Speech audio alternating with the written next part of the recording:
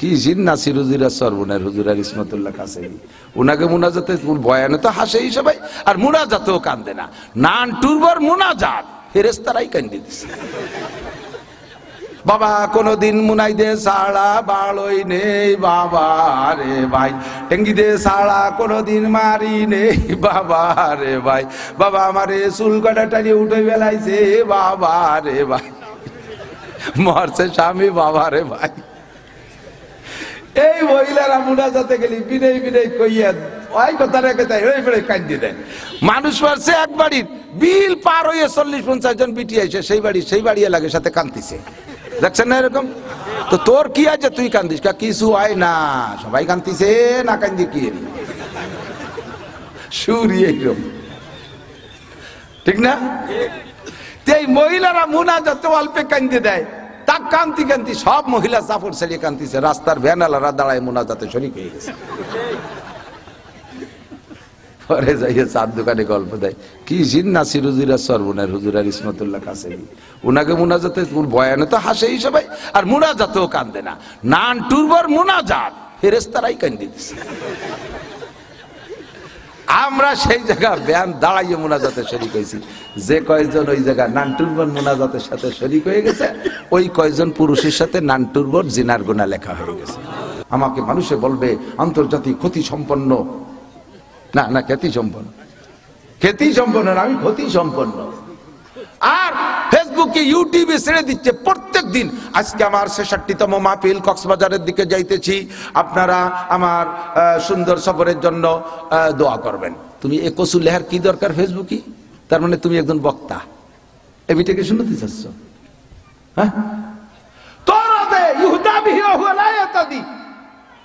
মানুষের হিদায়াত পাবে, তুই পথ পাবি না, তুই জাহান্নামে যাবি, কারণ তোর উদ্দেশ্য ভালো না।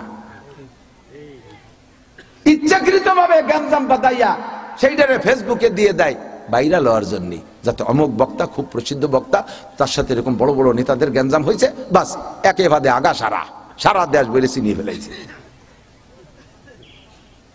আমাদের প্রোটেক্ট দেওয়ার জন্য 300 পুলিশ এনেছে, এখানে হেলিকপ্টার নিয়েছে, ওখানে হেলিকপ্টার এনেছে, এগুলো কৌকা। তোমার বয়ানে মানুষ হিদায়াত পাবে, তুমি নিজে গুমরা হয়ে যাবা, এক ফটনে কি পাবা না। অজের পরে জিজ্ঞেস করে, এই আজকে কেমন হলো রে? যদি কয় ফাটাফাটি বয়ান হয়েছে, কয় তাই গলা খারাপ, ঠান্ডা লাগছে। একজন কয় তোর দেশকে বাড়ি ভালো আছে, কয় তাই 3 দিন নাই নিয়ে,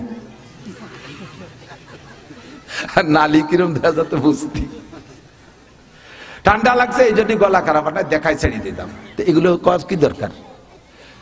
সুন্দর করে গুছাই গাছাই নিয়ে একটা গজল গাবে, গজল শুনলি মানুষে খুশি হয়, একটা গজল গাবে, এই জন্য ওয়াজরে গুছাইয়ে গজলের দ্বারে আনে, আটটাই নিয়ে গজল গায়, মানুষ পাগল হয়ে যায়। হ্যাঁ, পর্দা কি কয়, ওই যে পর্দার একটা গজল আছে না, পর্দায় থাকিও নারী সাবধানে থাকিও নারী পর্দার আড়ালে। আমি নিজে দেখছি এক বক্তা, ওরে সুর, আল্লাহু আকবার, সাবধানে তাকিও নারী পর্দার আড়ালে। এই কে যখন টান দেছে, এই পর্দার ওই পাশে বিটিরা ছিল, পর্দা খুলে দেখতেছে হুজুর কিরম, যখন সাবধানে তাকিও নারী, পর্দা মহিলারা পর্দা ফাটাই ফেলাই দিচ্ছে। আর এই জায়গা মেশিনারটা দিয়ে বিটিকে ভিতরে প্রজেক্টর দিয়ে দেয়, এর পরামর্শ বক্তা নিজে দেয়, যে ওখানে একটা প্রজেক্টর দিয়ে দেন, মহিলারা দেখে দেখে অশ্লীল। এ বলে ফতোয়ায় কোন জায়গা জায়েজ? আমাদের বহুত ভাই আছে এর ভক্ত, আপনি জবাব দেন।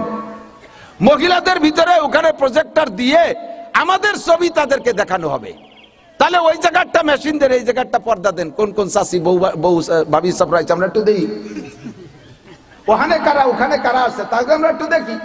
না আমি হুজুর মানুষ বিটিকে দেখবেন কে, তাই ও বিটি মানুষ আমি হুজুরে দেখবেন কে? আমি যেমন তাকে দেখা হারাম, সেও তো আমারে দেখা হারাম। আমি যেমন তারে দেখা হারাম, সেও আমারে দেখা হারাম। সে আমারে দেখবে, আমি তারে দেখবো না, এই পার্সিয়ালিটি ওর বাকি। আমি এত খাইটি ভিডিও ওয়াজ করতেছি, আমি একটু দেই। দল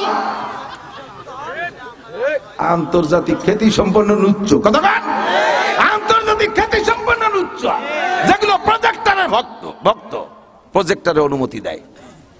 এক শ্রোতা এসে কইতেছে, হুজুর আমি সেদিন থেকে প্রজেক্টরের বিরোধিতা করি, আপনার ওয়াজ শোনার আগের থেকে সেদিন থেকে করি। এক জায়গায় ওই প্রজেক্টরের ওয়াজের পরে যাইয়া শুনি, আমিও ওয়াজ শুনছি মাঠে বসে, আর আমার বউ শুনছে প্রজেক্টরের সামনে। পরে বাসায় গেলি বউ কাছে যে কদি হুজুরের দাঁত কিরম। আমি বললাম যে আমি তো 30-40 হাত দূরে বসে, ছোট ছোট দাঁত, কোনটা কিরম তো আমি দেখছি নাকি? আমরা জানি দাঁত কিরম। হুজুরের একটা দাঁত প্রজেক্টরে বড় করে দেখাইছে, সে খেজুর গাছের মতো মোটা মোটা দেখা, একটা গুণ একটা হয়েছে, সব দেখছে দাঁত। তাহলে কি ওয়াজ শুনতে গেছে না গরু বেচা কিনা? গরু কিনতে গেলে দাঁত দেখে কিনে না? এই গরু কিনতে এসে দাঁত দেখছে যে কোনটা বিহা করা ভাঙ্গা। উচিত কথা কবরে মাসি, তাই আর একবার আসি আর না আসি। খুব কষ্ট লাগে। ইউহদা বিহি ওয়া হুয়া লা ইয়াতাদি। আল্লাহ পাক রব্বুল আলামিনের কাছে জানতে চাইলাম, আল্লাহ ঠিক আছে সব কিছুর ইবাদত বানাবি, ইবাদতের কোয়ালিটি কেমন হবে, ইবাদত কোন মানের হতে হবে? আল্লাহ কয় ওয়ালা ইউশরিক বিইবাদাতি রাব্বিহি আহাদা ওয়া মা উমিরু ইল্লা লিয়াবুদুল্লাহা মুখলিসিনা লাহু। খালি ইবাদতের সাথে আছে ওয়ালা ইউশরিক বিইবাদাতি রাব্বিহি আহাদা। কোন ইবাদত করার ব্যাপারে আল্লাহকে আল্লাহর সাথে মখলুকরে শরীক করবে না। কয় মখলুকরে শরীক করা কারে কয়? ইবাদত করে মানুষের কাছে প্রশংসা পাওয়ার লোভের নাম হইল শিরিক ফিল ইবাদত। ইবাদতে ওয়াজ করতেছি ইবাদত, এ জায়গা আপনারা আমারে প্রশংসা করবেন, এই প্রশংসার লোভটাই হলো আমার শিরিক ফিল ইবাদত।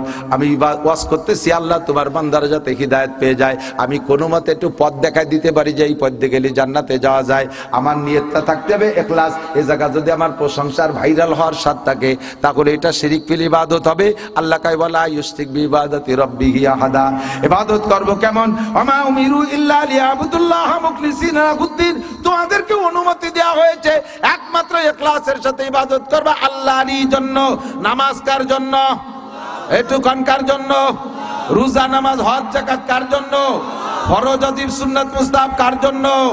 দান খয়রাত সদকা ফিতরা মান্নত কুরবানি কার জন্য? মসজিদ মাদ্রাসা করি কার জন্য? মারহাবার জন্য যারা করেন খোদার কসম নেকি পাবেন না, মারহাবার জন্য করেন। মসজিদটা করে দে নেম প্লেটে আমার নাম থাকতে হবে, মাদ্রাসার ভবন করে দে আমার নাম আমার বাপের নাম থাকতে হবে, এগুলো সব শিরিক ফিল ইবাদত। খোদার কসম 5 পায়ের নেকি পাবেন না। জীবন ভরে মানুষে আপনার প্রশংসা করবে, প্রশংসা পর্যন্ত শেষ, আল্লাহর কাছে কিছু পাওয়া যাবে না। ওয়ালা ইউশরিক বিইবাদাতি রাব্বিহি আহাদা। কথা কি বোঝা যায়? আমি সব ব্যাখ্যা দিয়ে বলতে সময় পাইলাম না, শুধুমাত্র পথ দেখালাম, যেটা আমার দায়িত্ব রাত উত্তরিক পথ দেখালাম। যা করব একমাত্র আল্লাহর জন্য করব। আর করব কি? হুকুম যেগুলো আছে সেগুলো করব, নিষেধ যেগুলো আছে সেগুলো ছেড়ে দেব। তাতে দুনিয়ার কাজটাও ইবাদত হবে, আবার আখিরাতের কাজটাও গুনাহে পরিণত হবে। এদিক মহিলারা কোরআন শরীফ তিলাওয়াত ইবাদত, এর মধ্যে তো আর সন্দেহ নাই, ঠিক না? পুরুষও করবে, মহিলারাও করবে।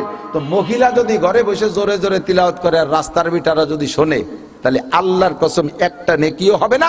যতজন পুরুষের শুনছে অতজন পুরুষের সাথে ওই মহিলার জিনার গুনাহ লেখা হয়েছে।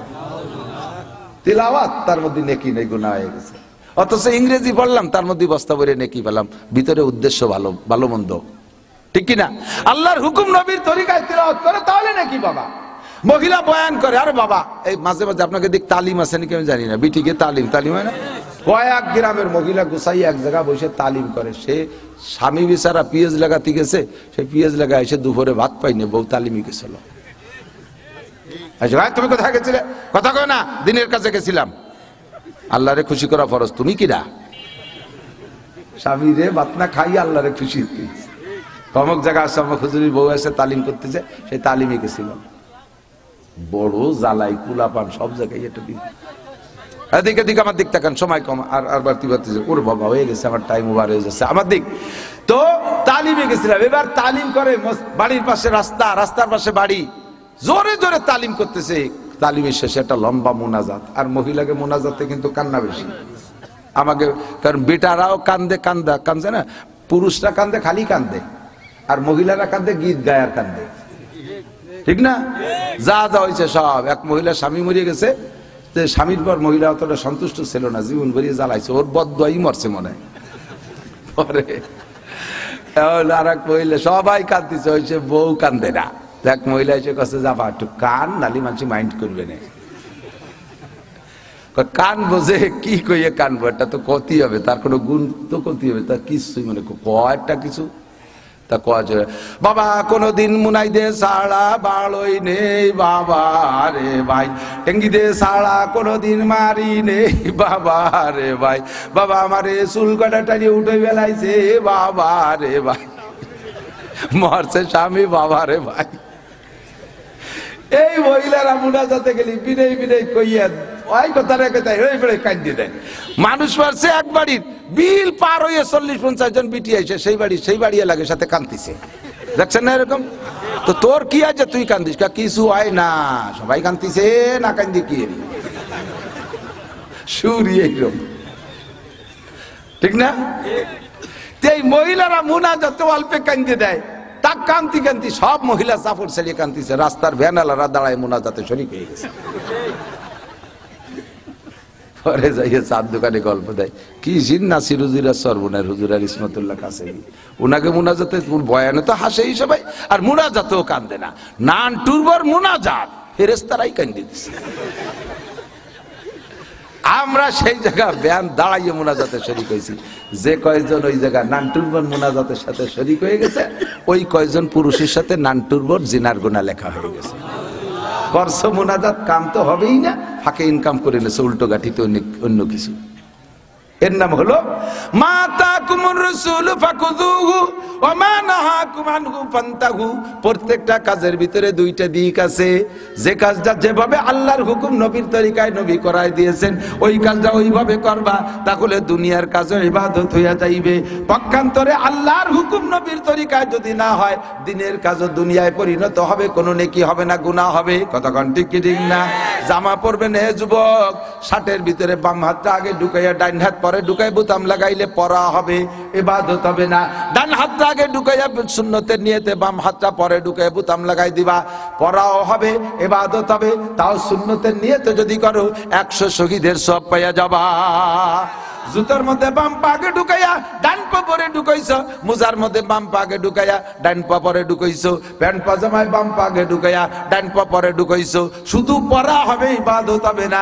এবার ডাইন সাইডটা আগে ঢুকাইয়া বাম সাইড পরে ঢুকাইয়া যদি সুন্নতের নিয়তে পড়ো, পরাও হবে, ইবাদত হবে, 100 শহীদের সওয়াব হবে। কন্যা সুবহানাল্লাহ।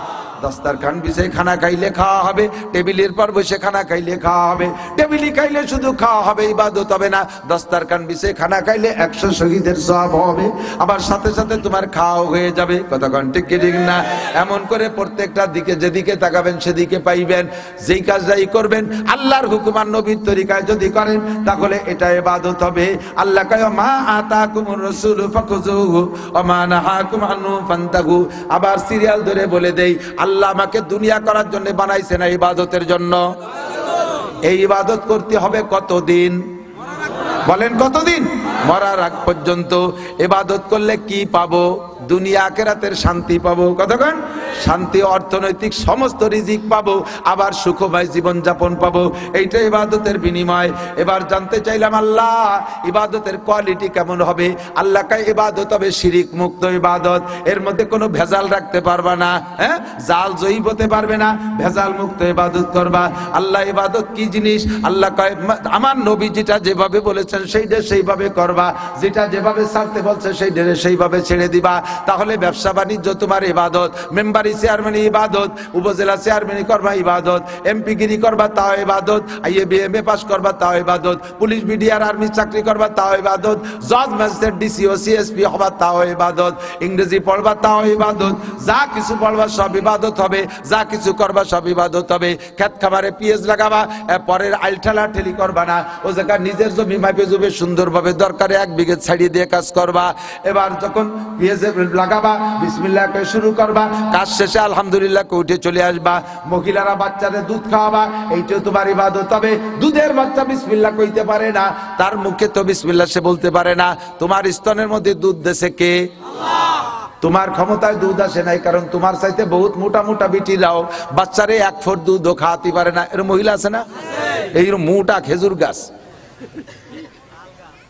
ঠিলিয়েটা নিয়ে গেছে, একটা বোতল ঠিলিয়ে নিয়ে বোতল নিয়ে গেছে। আগে তো মুরব্বীরা দেখছেন না খেজুর গাছে বড় কলস ভরি যেত না, সব কমতিছে, পরে ঠিলিয়ে নিয়ে শুরু হয়েছে একটু একটু, পরে প্লাস্টিকের 2 লিটারের বোতল। এখন গাছ কাটে বোতলও নেয় না, নালি দিয়ে তুই এসে মাঝে মাঝে 1 ফুট পরে পোলা পাঞ্চে জিব্বে ভাইতে বসে যায়, খানিক পর পরে 1 ফুট পরে। গাছ এমন মোটা, তার তুই 1 ফুট রস নাই। আর চিকুন এমন একটা গাছ, কিছু পুকুরির পাড়ে কাইতে রয়েছে, তা কড়াই খেয়ে দিয়েছে অর্ধেক, গাছি উপরে উঠলি খালি এরকম দুল খায়, তাতে এত বড় কলস একটা নিয়ে আসছে। আরে গাছ কি আর কলস কি নিলি? কয় তাই সকালে আসিস, দেখ যে সেই গাছে 2 খেন রস হয়েছে, 1 কলস হয়েছে ছোট ঠিলে, 2 ঠিলে রস হয়েছে। দেশে কে? তোমার বউটা শুকনো, 2 বাচ্চা জমজ হয়েছে, 2 স্তনে দুধ খাই সাথী পারে না। আর মালিক মোল্লার বোর এত বড় মোটা এক বউ, তার একটা মেয়েরে সারা বছরের মধ্যে 1 ফুট দুধ খাতে পারে না। দুধ দেয় আর না দেয় কে?